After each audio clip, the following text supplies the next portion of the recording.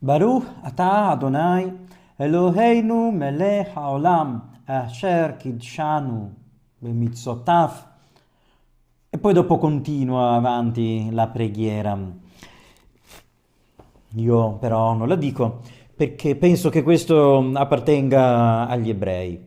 E io, nonostante quello che magari tanti pensano, non voglio diventare ebreo, ma voglio invece mostrare tutta il mio affetto, la mia vicinanza, anche la mia ammirazione nei confronti del popolo ebraico. Popolo ebraico che io amo, ci sono tanti che amano, non lo so, il Brasile, il Messico. Io amo ad esempio il Giappone. Chi mi conosce sa che io amo il Giappone, chi ama la Cina, l'India, la Russia, l'Ucraina. Insomma, ci sono tante passioni, no?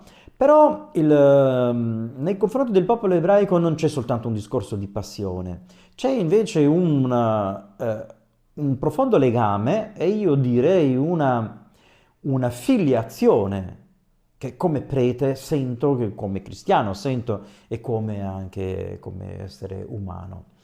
E, oggi incomincia Hanukkah, quindi ecco perché qui abbiamo questa menorah, che qualcuno chiama anche Hanukkah, perché vedete che non ha 7 braccia, ma ne ha invece 9, 8 più questa qui che serve per accendere le altre. Ogni giorno si accende una luce. Come mai 8 giorni?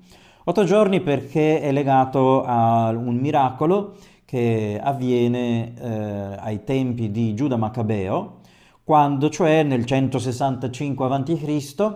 riconquista il Tempio, libera la zona lì del regno di Giuda dai ellenisti di Antioco Epifane IV, Antioco IV Epifane, e riesce a liberare e quindi rientra nel Tempio che nel frattempo è stato profanato. Nel Tempio c'è una grande menorah che ha bisogno di grandi quantità d'olio per poter ardere, ma trovano soltanto un piccolo orcio di olio puro. Quest'olio puro basta per soltanto un giorno. Quando mettono questo orcio d'olio, in pratica poi dopo vedono che quest'orcio dura 8 giorni, ossia il tempo che è stato necessario per trovare effettivamente l'olio per poi dopo darlo al Tempio. È un miracolo molto biblico, noi nella tradizione cristiana non l'abbiamo conservato, ma è un miracolo biblico perché ci dice, come tante altre storie bibliche ci dicono, che quando dai a Dio anche l'ultima cosa che hai, ma lo dai senza misura, senza calcolare, ecco che Dio dà a quella cosa il tempo necessario di durare fino a quando appunto serve. Quindi noi lo troviamo anche nella vita di Gesù, lo troviamo anche in altri racconti biblici, questa storia. Quindi ecco, questa è una delle vittorie che Israele ha avuto. E come sempre che cosa succede? Abbiamo vinto, e facciamo una cena, e abbiamo dei simboli, cantiamo dei canti, abbiamo dei cibi tradizionali, eccetera. Quindi diventa una grande cerimonia da fare in famiglia, dove i padri raccontano le storie ai figli, le madri raccontano alle figlie. Ecco, queste qui sono queste grandi storie del popolo ebraico e oggi appunto ricordiamo questo qua, questo miracolo di Hanukkah. Io invece voglio fare 8 video, speriamo di farcela, di essere costanti e di farlo. 8 video nei quali voglio raccontare 8 vittorie di Israele, 8 vittorie del popolo ebraico nella storia.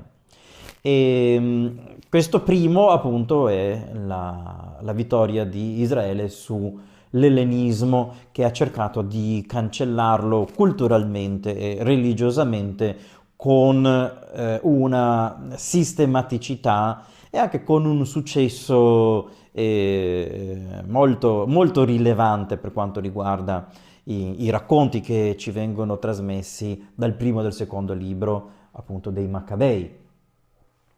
Ecco, questo è quindi il mio progetto. 8 vittorie di Israele nella storia. E le racconterò perché ritengo che queste vittorie illuminino non la storia soltanto di Israele, ma siano modelli e esempio per tutti gli altri popoli. Quindi Israele come luce dei popoli. Gli ebrei ritengono che il popolo di Israele sia il popolo eletto, ma per essere e perché hanno questo ruolo tra tutti i popoli. Per questo Dio li ha scelti. Non è un popolo facile, ma non importa perché ha delle cose da dire. Io voglio appunto fermarmi e riflettere su queste vittorie. Ho deciso di non accendere le luci perché non mi appartengono, ma l'ultima sì. Che cosa sarà lo vedrete nell'ultimo video. Nel frattempo io concludo questo primo video. Per chi mi segue degli miei amici ebrei, io vi auguro una buona festa di Hanukkah e quindi Hag Samea e buona serata a tutti e buon inizio della festa delle luci.